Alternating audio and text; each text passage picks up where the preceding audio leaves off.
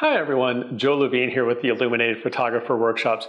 We receive a lot of really great questions, so please keep them coming. I'd say the number one type of question we receive is about all the different grip gear we use on our sets.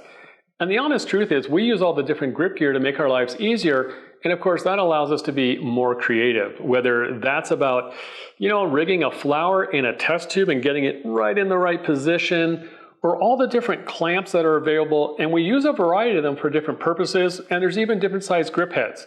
Now we know we have to be able to put light modifiers in the right position to control the lighting, and anyone who follows us knows that we use a lot of different reflectors to bounce light around, and so we have medium-sized ones, small ones, there's larger ones, and it takes a lot of different control, and that's where the grip gear comes in.